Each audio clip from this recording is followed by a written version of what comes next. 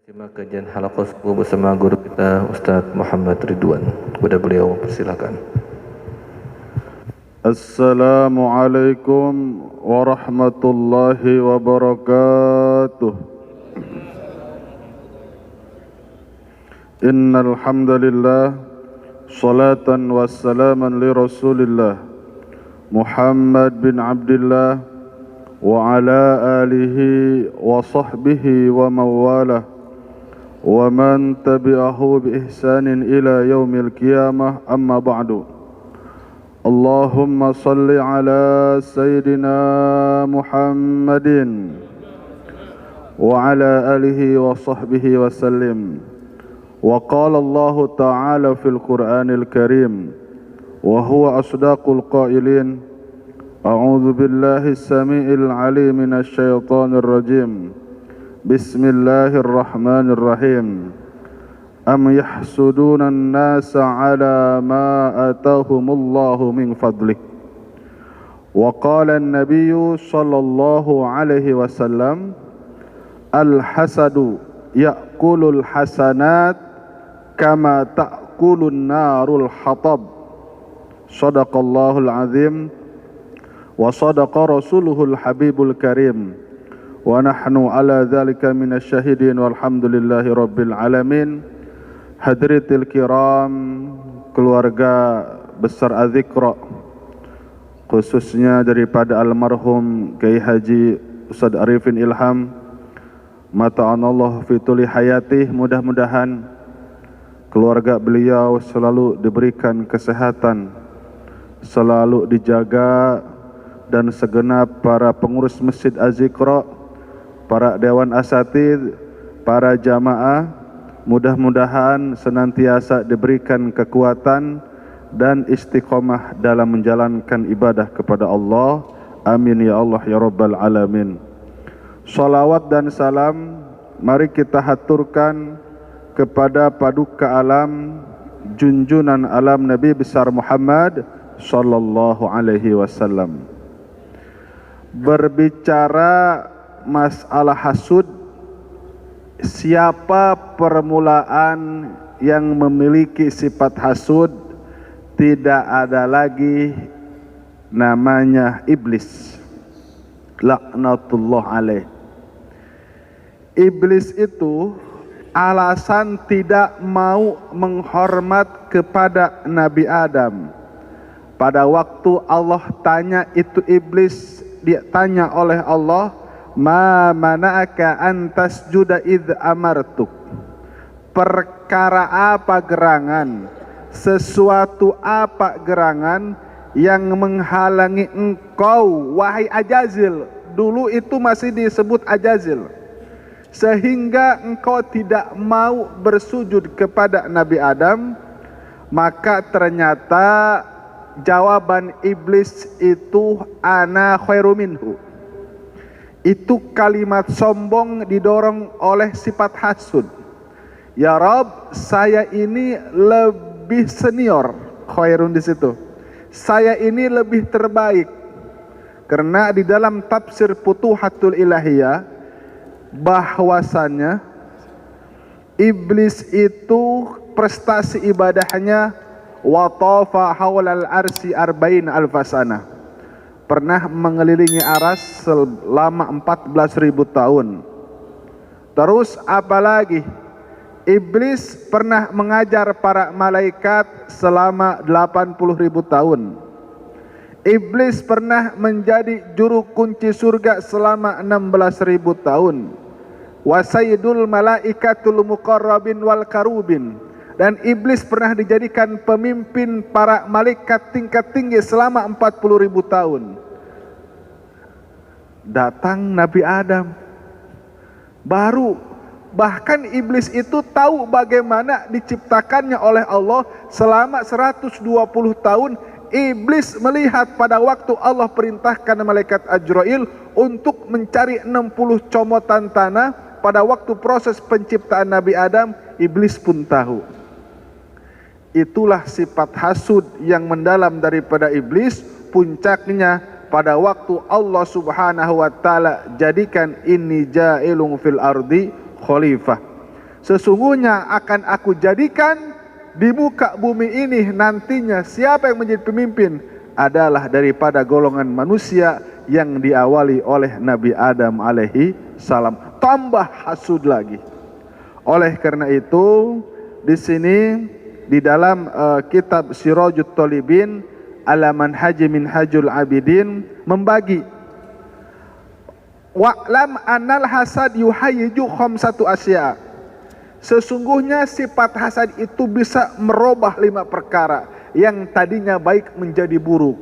Yang pertama, fasadut ta'at, bisa merusak ketaatan kita kepada Allah Subhanahu wa ta'ala. Orang ini rajin ibadah, orang ini rajin baca Quran, rajin tahajud, rajin sedekah, namun di dalam hatinya ada sifat hasud. Hasud itu apa sih? Hasud itu senang tatkala ada nikmat yang dimiliki oleh orang lain itu hilang. Maksudnya apa? Orang ini akan senang tatkala temannya itu mendapat musibah. Fatabasam, dia akan tersenyum, dia akan senang. Maka walaupun dia rajin ibadah, kata baginda Rasulullah sallallahu alaihi wasallam, al-hasad, orang yang hasud, ya'kulul hasanat, maka dengan sifat hasudnya ini akan memakan kebaikan-kebaikannya, baik hubungan dengan Allah maupun hubungan dengan manusia, akan menghabiskan sedikit demi sedikit pahala ibadahnya, pahala sholatnya, pahala tahajudnya, pahala sedekahnya, pahala baca Qur'annya. Kama ta'kulun narul hatab, seperti ada kayu jati yang bagus, kayu yang sangat besar, itu terbakar oleh api. Sebagus apapun itu kayu, tapi kalau terbakar oleh api sudah selesai menjadi abu. Mudah-mudahan Allah lindungi daripada sifat hasud. Na'udzubillah summa na'udzubillah. Yang kedua, yang bisa merubah karakteristik daripada efek sifat hasud, fi'lul ma'asi wasyururi ala ma qala. Apa artinya? Mudah sekali untuk melakukan maksiat, dan mudah sekali bibir ini wasyururi maqala, berbicara kotor, berbicara buruk, yang keluar kalimat-kalimat binatang, yang keluar menyakiti orang lain. Orang yang di dalam hatinya ada hasud itu biasanya dimudahkan sekali untuk berbuat maksiat, itu biasanya dimudahkan sekali lidahnya dientengkan untuk berbicara kotor, untuk berbicara buruk. Makanya kata baginda Rasulullah sallallahu alaihi wasallam, hati-hati, ada arbaun min ahli saqawah, ada 4 golongan ciri-ciri tanda neraka itu apa? Yang pertama adalah walisanun qabihun, berbicaranya buruk, wa qalbun syakiyun, hatinya jahat itu. Hati jahat itu adalah orang yang hasud. Terus apalagi wajhun abikum, apa wajhun abikun? Wajahnya masam, muram. Kecuali yang sakit gigi Pak ya. Wah ini tanda ahli mana? Enggak, lihat dulu. Kalau ini bengkak, Pak, itu insya Allah kalau dia rajin ibadah ahli surga. Yang terakhir wayadun bakhilun, tangannya pelit. Makanya yang disebut syakyun itu siapa? Hati yang jahat, yang di dalam hatinya ada sifat hasud, otomatis nanti kalamun qabihun, berbicaranya akan buruk. Kita bermohon kepada Allah agar dilindungi daripada sifat-sifat tersebut. Wahad bin Munabbih mengatakan, memang ini enggak lepas Pak ya, persaingan. Itu biasanya orang yang punya ilmu agama sama yang punya ilmu agama itu udah biasa. Orang yang kaya dengan orang yang kaya lagi, pejabat dengan pejabat lagi. Itu jualan iblis laku itu, jualan hasud. Enggak mungkin tukang dagang hasud sama ulama, enggak nyambung. Dan enggak mungkin orang yang punya ahli ilmu agama iri sama orang yang kaya. Itu sudah dipasang-pasangin. Kalau pengen milih, lebih pengen kita yang hasud atau kita yang dihasudi? Mahsud lebih baik kita dihasudi. Tenang ya, makanya kata baginda Rasul, al hasud la yasud, orang yang hasud itu tidak akan pernah senang hatinya, selalu gelisah. Yang pertama, ciri-ciri orang hasud, yatamallaku idza syahida. Kalau bertemu itu seperti orang yang paling akrab.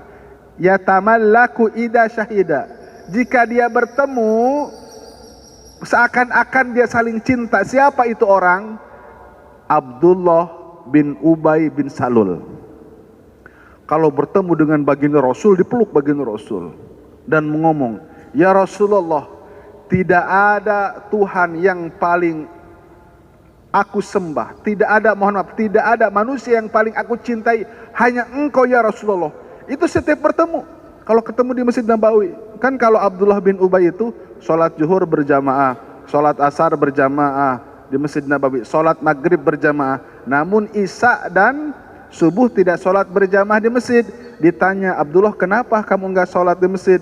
Kata Abdullah bin Ubay, yang pertama gelap di jalannya, yang kedua tidak ada pembagian harta ghanimah. Karena setiap waktu zuhur, asar dan maghrib itu ada pembagian harta ghanimah. Itu Allah sudah umumkan bahwa Abdullah bin Ubay itu orang yang ingkar kepada Allah dan Rasul. Tapi karena baginda Rasul itu apa? Punya sifat harisun alaikum bil mu'minina raufur rahim, punya sifat hilim, pemaaf, enggak tegaan, ya diterima aja. Tapi apa yang terjadi? Yang kedua, wayak tabu idagoba. Tatkala sudah tidak di hadapannya, di belakangnya, maka dia menghabis membicarakan orang tersebut. Apa kata Abdullah bin Ubay bin Salul? Wahai orang-orang Yahudi, sesungguhnya wa idza laqul ladina amanu qalu amanna wa idza khalau ila syayatinihim qalu inna ma'akum innama nahnu mustahziun. Kemarin itu saya bilang iman kepada Allah, iman kepada Rasul, iman kepada hari kiamat. Nah, innama nahnu mustahziun, itu hanya guyonan saja, itu hanya main-main saja, itu hanya sampai tenggorokan saya saja, tidak sampai ke dalam hati. Justru aku akan bongkar rahasia-rahasia bagaimana Nabi Muhammad bertasahabat sahabat, bulan ini akan menyerang kita, bulan ini tanggal ini. Itu salah satu sifat hasud yang dimiliki oleh siapa? Orang-orang munafik. Menjadi orang munafik itu kan awalnya daripada hasud. Terus siapa orang yang paling hasud? Tidak ada lagi. Walang tarda ankal yahud walan nasara hatta tattabi'a millatahum. Tidak akan pernah ridho orang Yahudi, golongan Yahudi dan Nasrani, sehingga umat-umat Islam bisa mengikuti ajarannya. Itu awalnya daripada sifat hasud mereka. Makanya gibah itu apa Pak gibah? Gibah itu membicarakan keburukan orang lain yang memang sudah terbukti. Enggak boleh. Walaupun bukti tidak boleh. Kita membicarakan, oh si Anu melakukan ini, oh si Anu, tutup. Man satara musliman satarahullahu yaumal qiyamah. Man satara uyuba musliman satarahullahu yaumal qiyamah. Barang siapa yang menutup aib saudaranya, maka Allah akan tutup aibnya di dunia dan di akhirat. Subhanallah. Saya pernah Pak, di CCM itu kan ada bioskop di atas. Maksud saya kan mau ke toilet yang di CCM itu kan bagus ya. Saya lewat, ketemu jamaah. Aduh, Kang mau nonton. Saya ketawa aja. Ini mau ke toilet, langsung tertuduh saya. Kang mau nonton katanya. Lihat dulu filmnya, maksudnya apa? Saya itu mau ke toilet. Wah, sempat merah juga. Terus, ini siapa kamu masih bujangan? Oh ini calon katanya. Saya kayak balik aja, ini siapa ini? Oh ini calon, belum nikah? Oh belum, doanya katanya. Ya Allah ya Karim, merah juga. Akang nonton bioskop? Enggak, saya ke toilet. Keras lagi ngomongnya. polos kali ya, mungkin niatnya bukan mempermalukan, ya Allah. Dari situ saya kapok nyari toilet bioskop, udah toilet yang biasa aja. Baik, yang selanjutnya adalah kalau buhtan, apa itu buhtan? Buhtan itu membicarakan keburukan orang lain yang tidak terbukti. Awas, jangan sekali-kali kita buhtan. Sekarang itu gibah, buhtan, tinggal klik aja kan di media sosial. Masya Allah, itu komen-komen ya, netizen ya, ada hater, ada netizen, itu nggak tahu saya. Ya Allah, yang terakhir wa yusyamit bil musibah idza najala. Ciri-ciri orang hasud itu apa? Dia akan tersenyum, dia akan bahagia kalau temennya itu terkena musibah. Saking dia hasudnya, ngumumin temennya yang meninggal, alhamdulillahirabbil alamin, sudah meninggal, astagfirullahaladzim, oh maaf, innalillahi wa inna ilaihi rajiun. Itu berarti parah banget itu orang punya sifat hasud. Orang yang hasud itu tidak akan pernah senang melihat orang dia akan senang melihat orang lain susah melihat orang lain senang. Tetangganya kebeli motor sedikit nyesek, tetangganya kebeli Innova serangan jantung, tetangganya kebeli tanah lagi masuk ICU. Allahu Akbar. Seharusnya kita senang, alhamdulillah tetangga saya punya mobil Innova, saya kan bisa pinjam. Nah, betul gak? Alhamdulillah tetangga saya bangun rumah lagi, saya kan bisa nginep kalau masih kosong. Itu harus senang, alhamdulillah teman saya beli motor lagi, saya bisa pinjam. Itu kalau misalkan seperti itu, insya Allah kita akan sedikit demi sedikit dihilangkan daripada sifat-sifat tersebut. Makanya wa min syarri hasidin idza hasad. Al-Imam Ghazali kalau doa untuk dihilangkan daripada sifat hasud, salah satunya berseringlah membaca surat Al-Falaq dan surat An-Nas. Surat Al-Falaq itu apa? Surat Al-Falaq itu di mana baginda Rasulullah sallallahu alaihi wasallam disantet, diteluh oleh Lubaid bin Asom. Lihat dalam tafsir Jalalain, Lubaid bin Asom itu matanya buta, punya anak perempuan ahli sihir. Lubaidnya gembong sihir, anaknya ahli sihir. 11 boneka diikat, ditusuk-tusuk pakai jarum. Wa min syarri nafasati fil uqad. Maka daripada keburukan nafasat itu apa? Mereka membaca mantra-mantra sambil diikat itu boneka, sambil ditusuk-tusuk. Maka disimpan di sumur belakang rumah baginda Rasul selama 6 bulan. Di dalam riwayat Imam Bukhari, baginda Rasul itu sakit selama 6 bulan. Baginda Rasul itu menjadi makmum sampai dipayang, Pak. Itu terkena santet. Akhirnya apa yang terjadi? Langsung sekaligus Allah turunkan 2 surat. Qul a'udzu birabbil falaq min syarri ma khalaq wa min syarri ghasikin idza waqab wa min syarrin nafasati fil uqad wa min syarri hasidin idza hasad. Daripada keburukan orang-orang yang hasud, tatkala dia hasud, maka setelah dia hasud langsung disihir, langsung disantet. Orang hasud itu gimana orang ini supaya celaka? Mau disihir, mau disantet, terus mau datang ke dukun, naudzubillah summa naudzubillah. Akhirnya 2 surat sekaligus. Apa yang terjadi? Wa tansyatu abdanuhu Rasulullah sallallahu alaihi wasallam. Maka setelah membaca 2 surat ini, baginda Rasul terasa ringan. Maka hati-hati kalau kita mau tidur, seringlah baca kedua surat ini. Insya Allah itu sihir itu di dalam kitab Talbisul Iblis namanya. Sihir itu datangnya biasanya jam 12 ke sana, 1/2 malam, 1/3 malam. Insya Allah orang yang rajin qiyamul lail, orang yang rajin tahajud, insya Allah tidak akan pernah terkena oleh sihir. Ada sihir itu mbahnya siapa? Mbahnya orang Yahudi. Makanya dulu ingat gak Pak, waktu mau ada Jos Bus datang ke Istana Bogor, siapa? Ki Gendeng Pamungkas. Mau nyantet Jos Bus ya nggak bisa, dia rajanya. Ini masih cucunya ya nggak bisa, mental. Ya, dia juga bawa sihir, lebih parah lagi, lebih dahsyat lagi. Allahu Akbar, wala musta'ada illa billahi rabbil alamin. Tidak ada tempat perlindungan kecuali berlindung kepada Allah Subhanahu wa taala. Baik. Itu Pak ya.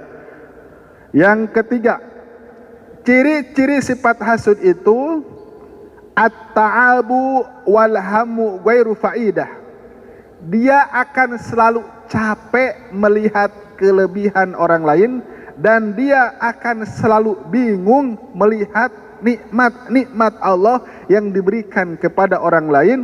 Menurut Imam Ibnu Samak, lam ara zaliman ashbaha bil madlumi minal hasid. Belum pernah aku melihat sejolim orang-orang yang hasud kepada orang-orang yang dizalim. Kalau orang hasud itu Pak, tatkala dia membunuh nggak nyesel. Orang Yahudi itu paling nikmat kata dia tatkala membunuh anak-anak kecil Palestina. Nggak adanya, sambil ketawa, itu ada rekamnya. Sambil ketawa, anak-anak kecil ditembakin, orang-orang tua disembelih sambil ketawa. Itu hasud. Tapi tatkala ada orang yang memang dia bunuh, Qabil, tatkala membunuh Habil, setelah membunuh dia menyesal. Awalnya itu dia hasud. Makanya kata Ibnu Samak, tidak pernah aku lihat zalim yang tingkatannya tinggi kecuali kedoliman orang-orang yang hasud. Ini umat Islam lagi dihasud Pak ya, betul gak? Umat Islam ini lagi dihabiskan karakternya, namanya, dituduh radikal, betul. Masya Allah, orang Yahudi terus menyerang kita. Dia bikin Syiah, dia bikin aliran-aliran sesat, terus kita diserang ahli sunnah wal jamaah. Tapi insya Allah liyutfi'u nurullahi biafwahihim wa yutimma nurahu walau karihal kafirun. Allah akan sempurnakan cahaya Islam. Allah tidak akan pernah Islam tidak akan pernah padam. Cahaya Allah tidak akan pernah padam walau karihal kafirun, itu walaupun orang-orang kafir mencoba untuk memadamkan cahaya itu. Karena insya Allah, karena yakin kalau agama Islam itu yang membela siapa? Allah Subhanahu wa ta'ala. Baik. Yang keempat, dua lagi. Ar-rabi'u ammal qalbi hatta la yakadu yafhamu hukman min ahkamillahi azza wa jalla. Orang yang hasud itu oleh Allah akan dibutakan mata hatinya. Walaupun dia pintar dalam ilmu agama, walaupun dia tahu, tetap akan dibutakan hatinya. Mana contohnya? Satu ketika pada waktu Imam Ahmad bin Hambal di penjara itu, awalnya apa? Ditanya oleh gubernur pada saat itu, memang penasehatnya ulama-ulama daripada Mu'tazilah. Ulama-ulama Mu'tazilah itu pasti luar daripada ahli sunnah wal jamaah. Amal qalbi, yang di dalam hatinya memang punya sifat hasud terhadap Imam Ahmad bin Hambal yang notabene-nya ahli sunnah wal jamaah. Ditanya apa coba? Kata itu penasehatnya, itu ngambilnya salah dari Mu'tazilah, ngambil ulamanya. Waktu saat itu raja coba tanya sama Imam Ahmad bin Hambal, Quran itu qadim atau hadis? Ditanya, wahai Imam Ahmad bin Hambal, saya ingin bertanya kepadamu, Quran itu qadim atau hadis? Maksudnya qadim itu kalamullah, Quran yang di mushaf, kata gubernur waktu itu, khalifah ya. Menurut engkau wahai Imam Ahmad, ini qadim atau hadis? Wallahi, walaupun tadinya ini kertas, kata Imam Ahmad, sebelum dijadikan mushaf Al-Quran itu memang hadis, tidak berharga. Tapi tatkala Al-Quran dijadikan mushaf, di dalamnya ada 6.666 ayat, di dalamnya ada 114 surat. Wallahi hadhihi qadim, ini menjadi kalamullah, sehingga ini menjadi mulia. Saking mulianya tatkala kita mau memegang Al-Quran untuk dibaca, la yamassuhu illal mutahharun, harus wudu dulu. Maka kata raja, karena ini tadinya ahli sunnah, karena terus ya sama orang yang buta hati itu Mu'tazilah, Imam Ahmad, kamu harus dipenjara. Tapi ini masih ada kesempatan, kalau engkau sampaikan bahwa Quran itu hadis, hadis itu makhluk. Jadi kata raja itu, kenapa disebut makhluk? Karena nempel di mushaf. Udah aja bilang aja makhluk. Betul, di dalamnya kalamullah, tapi sampaikan aja ini makhluk karena ditulisnya dalam mushaf. Tidak bisa. Tetap. Jadi kata raja itu, yang qadim itu yang ada di Lauhil Mahfuz. Kata Imam Ahmad bin Hanbal, tetap yang ditulis di mushaf qadim, yang di Lauhil Mahfuz qadim. Itu raja udah mulai, oh iya benar ya, mulai sadar. Langsung Mu'tazilah, wahai raja, jangan didengarkan, udah Imam Ahmad itu sesat. Di penjara Pak, masuk ke dalam penjara, dipukulin sampai, mohon maaf, pakaiannya hampir lepas. Kalau ulama-ulama yang lain itu punya teknis, Quran yang ada di dalam mushaf itu hadis wahai raja, tapi di dalam hatinya itu qadim. Nah, walau kata Imam Syafi'i, itu pernah Imam Syafi'i ditanya, jadi yang bagus itu setelah khalifah keempat itu Umar bin Abdul Aziz dan siapa lagi, Harun ar-Rasyid. Setelahnya itu yaitu ngambil penasihat daripada sebagiannya ulama Mu'tazilah. Kalau Imam Syafi'i cerdas, wahai Muhammad bin Idris, Quran itu qadim atau hadis? Itu 4 mazhab sama itu pertanyaannya Pak, dari waktu ke waktu. Oh begini, kata Imam Syafi'i, wahai paduka raja, lihat keempat tangan saya, Quran, Jabur, Taurat, Injil, Quran, hadis. Maksudnya apa? Kata Imam Syafi'i, itu raja melihat yang dimaksud, ini jari tangan saya, jempol, telunjuk, jari-jari, ini kelingking, ini hadis, makhluk. Maksudnya bukan keempat kitab ini makhluk, tetap keempat kitab ini adalah qadim. Jadi kata Imam Syafi'i, itu dalam hatinya terbagi dua, bisa itu jari-jari juga hadis, yang 4 itu hadis. Makanya selamat Imam Syafi'i, ya, cerdik, cerdas. Nah, tapi kalau Imam Ahmad bin Hanbal enggak bisa, tetap qadim, walaupun aku di penjara, aku tidak akan bisa membohongi hatiku. Makanya Imam Ahmad itu memang paling sekrit, termasuk sholat berjamaah. Sholat berjamaah itu jadi syarat. Otomatis kalau setiap sesuatu yang jadi syarat, kalau tidak sholat berjamaah berarti enggak sah. Itu konsekuensinya syarat.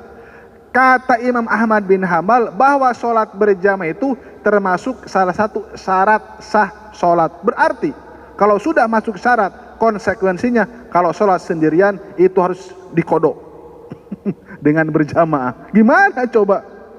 Itu saking benar-benarnya takut ya, kedekatan, kecintaan kepada Allah Subhanahu wa taala.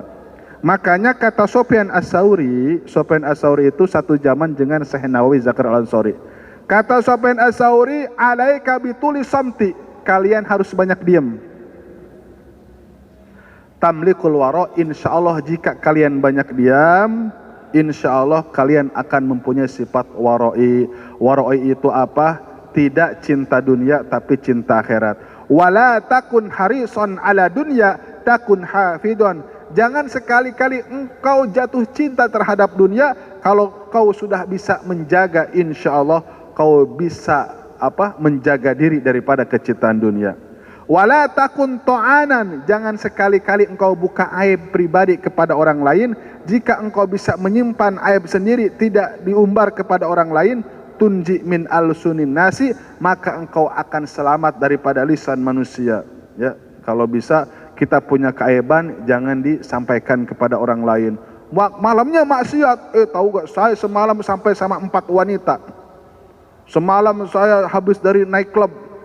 Allah sudah tutupi aib, pagi-paginya dibuka. Itu orang yang paling dibenci oleh Allah Subhanahu wa ta'ala. Allah sudah tutupi aibnya, pagi-paginya dibuka. Wala takun hasidan takun sari al-fahmi. Jangan sekali-kali engkau punya sifat hasud. Jika kita bersih tidak punya sifat hasud, sari al-fahmi, insyaallah Allah akan mudahkan dalam memahami agama.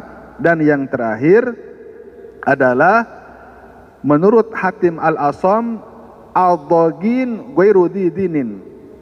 Orang yang menyimpan kebencian itu tidak sempurna imannya. Begini Pak, dalam Al-Quran kan ada wal kadhiminal ghaidha wal 'afina 'anil nas. Apa wal kadhimin? Bisa menahan marah tatkala marah itu sudah ada di puncak. Wal afina anin nas, dan orangnya pemaaf. Itu diperbolehkan, itu itu justru mendapat pahala yang besar. Marah sudah ada di puncak. Ini orang, ya Allah ya Karim, tapi bisa mengendalikan. Enggak sampai orang ini kita pukul. Itu besar pahalanya berapa Pak? Waktu Sayyidina Ali perang itu diludahin. Tinggal mau ditebas aja, diludahin. Lepaskan dulu. Takut-takut tatkala aku nebas dengan nafsu bukan karena Allah. Wah, nurunin dulu emosinya. Nah, tapi beda, ada namanya adogin. Adogin itu hikdi, nyimpen rasa benci. Itu yang nggak boleh. Beda ya. Nahan amarah sama nyimpen rasa benci itu jauh berbeda. Kalau adogin, orang ini bencinya itu sampai nggak ketulungan, benci banget. Orang kan 3 hari, kalau 3 hari sudah ya saling bersalaman. Ini sampai setahun, sampai 2 tahun. Pokoknya kalau dia enggak minta maaf duluan, saya enggak mau. Ya Allah, itu adogin. Kalau adogin Pak, punya orang ini kelebihan apapun, walaupun dia hafal Quran, tahajud, ya tetap aja jelek-jelekin. Dia mah hafal Quran juga. Modus, ada aja. Dia mah tahajud juga, pengen itu, katanya pengen jabatan. Ada aja orang yang dia mah sholat duha juga, dia mah sedekah juga. Terus, makanya tetap saja orang yang menyimpan kebencian itu, orang yang hasud itu, walaupun temannya itu rajin ibadah, tetap yang disampaikan kejelekannya terus. Itu cirinya sifat hasud itu, yang dibicarakan kejelekan, kejelekan, dan kejelekan. Hadirin yang dimuliakan oleh Allah Subhanahu wa Ta'ala. Dan yang terakhir di sini ada doa. Doa daripada Imam Abu Ya'qub tentang bagaimana supaya hati kita dihilangkan daripada sifat hasud. Allahumma sabarna ala tamamin ni'ami ala ibadika. Ya Rabb, semoga engkau berikan kesabaran kepada kami atas nikmat-nikmat yang sempurna yang telah engkau berikan kepada kami. Ala ibadika, semata-mata tujuannya menyembah engkau. Wahasin ahwalahum ya Rabb, semoga engkau perbaiki tingkah laku kami. Wa innahu da'un yufsidu 'alaika ta'at. Ya Allah, mudah-mudahan ini penyakit hasud yang bisa merusak ketaatan kepadamu ya Rabb. Wa yuksiru syarraka wa maksiatika, dan keburukan-keburukan yang begitu banyak. Wa maksiatika, dan maksiat kepadamu. Wa yamna'uka rauhatan nafsi, dan orang-orang yang mencegah daripada kesenangan-kesenangan, orang-orang yang tidak senang dengan kesenangan-kesenangan orang lain. Wa fahmal qalbi ya Rabb, semoga engkau berikan kepahaman ke dalam hati kami. Jadi begini Pak, ada paham otak, ada paham hati, itu beda. Lebih pintar mana paham hati dengan paham otak? Lebih pintar paham hati. Kalau hanya mengandalkan otak, itu nanti ulaika kal an'ami balhum adol. Mereka adalah orang-orang sesat, bahkan lebih sesat daripada binatang. Dulu ingat tahun 70, orang-orang peneliti, orang-orang Yahudi mau menciptakan pel. Dan pel itu akan membuat orang ini panjang umur, disebut pel antis malaikat Ajroil, atau disebut pel anti sakaratil maut. Apaan itu? Tapi gagal. Terus mau bikin jembatan dari bumi sampai ke Mars, pengen bikin perumahan. Terus apalagi hari ini orang-orang Yahudi, orang Nasrani sudah bikin bunker-bunker, sudah bikin nanti kalau kiamat tinggal ngumpet di bunker. Terus dia mau terbang kemana? Ke bulan, sebab bulan itu nggak akan hancur, yang hancur bumi. Nah itu kalau mengandalkan otak. Tapi kalau mengandalkan hati, sehebat apapun orang ini ciptakan pesawat, ciptakan hotel, ciptakan gedung tinggi, Al-Burj itu di Dubai sampai 1 kilo lebih ya. Tapi yang menciptakan otak siapa? Allah. Nah itu paham hati itu. Yang menciptakan manusia Allah. Itu yang disebut paham hati. Wa nasratu 'alal a'da'i wa dzabri bil matlub. Ya Rabb, semoga tolonglah aku ya Rabb untuk mengalahkan musuh-musuhmu. Siapa lagi kalau bukan orang Yahudi dan Nasrani. Hari ini, dari dulu sampai hari ini, sampai nanti balas dendamnya orang Nasrani itu kekalahan telak daripada perang salib. Dendamnya mereka sama umat Islam dijebolnya bentengan Konstantinopel. Dendamnya orang-orang Yahudi, hasudnya orang-orang Yahudi terhadap umat Islam. Kenapa Nabi akhir zaman itu daripada keturunan Bani Ismail, keturunan Arabiyun, keturunan Arabiyun. Kenapa bukan daripada Bani Ishak?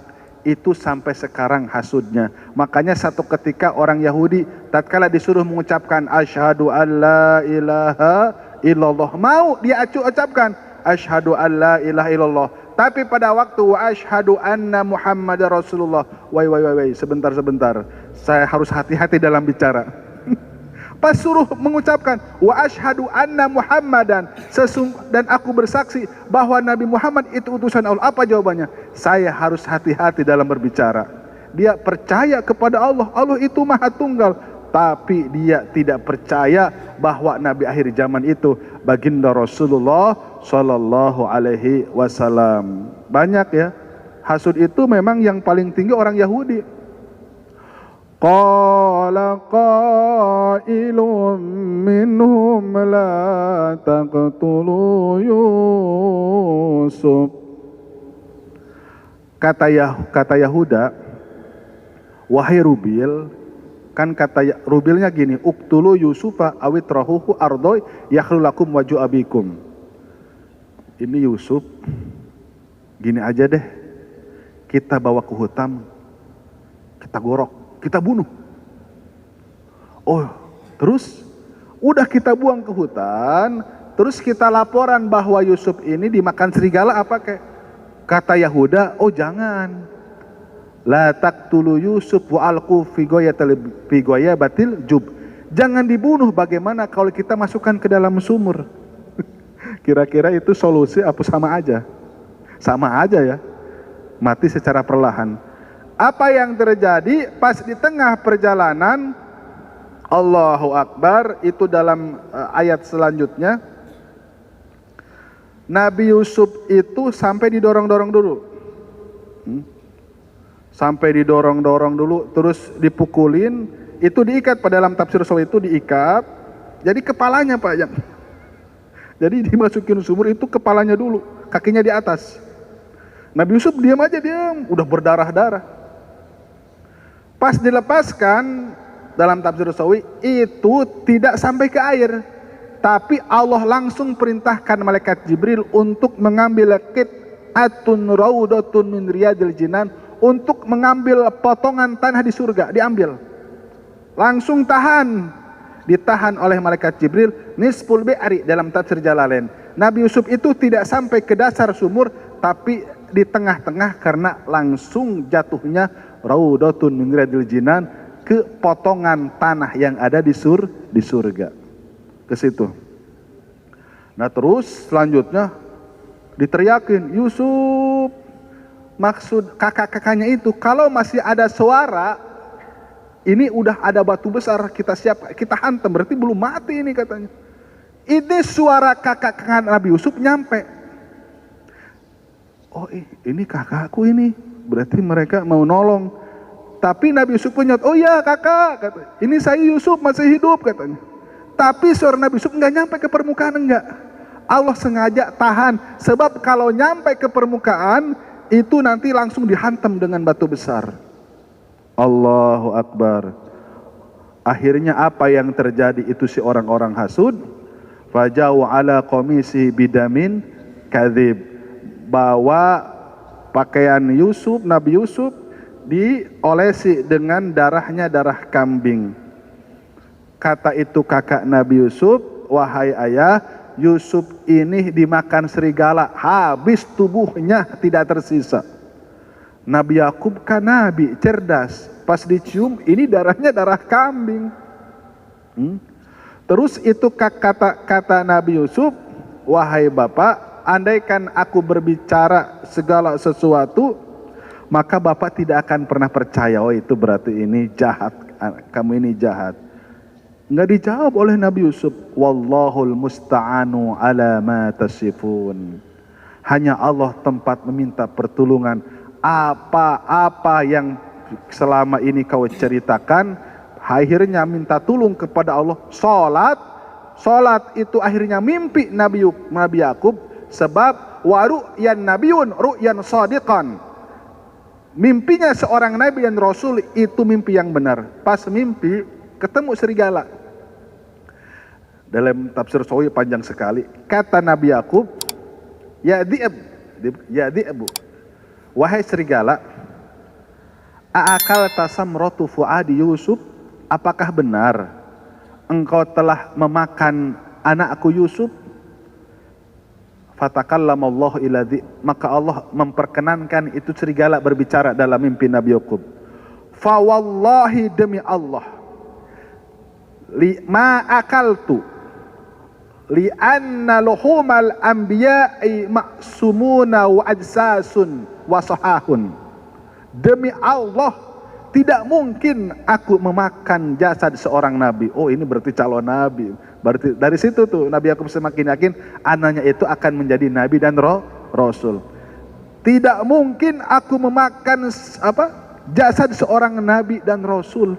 Aku kesini ini nih, jadi ceritanya dalam mimpi itu si serigala nyari anaknya yang hilang. Aku kesini juga nyari anak saya yang hilang katanya, kata serigala. Maksudnya bayangkan, seorang serigala yang ganas tetap ada hati nurani terhadap anaknya. Ini kalau manusia, kalau sudah kejam ya seperti itu. Na'udzubillah summa na'udzubillah. Makanya kalau punya kenikmatan itu jangan dikasih tahu sama semua orang. Mimpi dengan ini, atau kita punya kenikmatan apa, prestasi apa, jangan terlalu diumbar. Dikhawatirkan ada orang yang memang yang senang, ada orang yang memang tidak senang. Itu kan awalnya apa coba? Ya bunayya inni ara fil manami. Ya. Mohon apa? Ya yang kata surat Yusuf itu?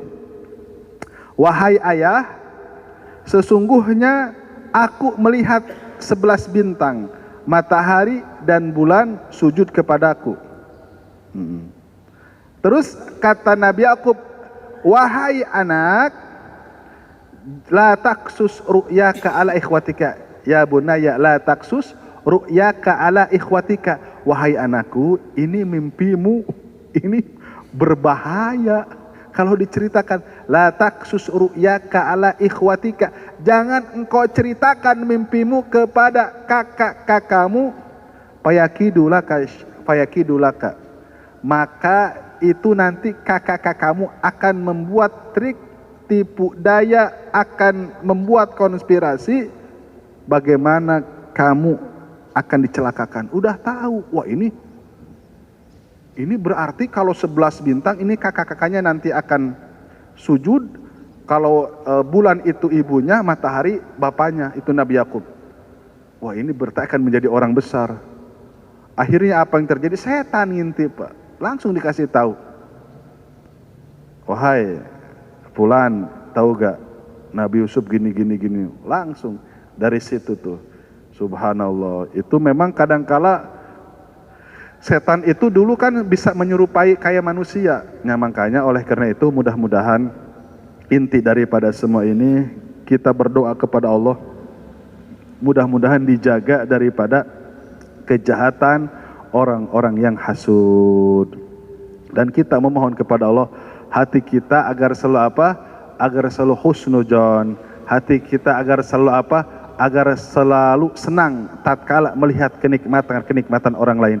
Dan perlu diketahui umat Rasulullah SAW itu untuk sesama orang Islam tidak boleh mendoakan keburukan. Khusus untuk umat Islam itu orang-orang soleh ya, kita doakan kebaikan-kebaikan. Kalau kita doakan kebaikan, maka itu kebaikan akan kembali kepada kita. Mudah-mudahan ada manfaatnya. Mohon maaf atas segala kesalahan dan kekurangannya. Kita tutup dengan kiparat majlis. Subhanallah wa bihamdihi, subhanakallahumma wa bihamdika, asyhadu an la ilaha illa anta astaghfiruka wa atubu ilaik. Assalamualaikum warahmatullahi wabarakatuh.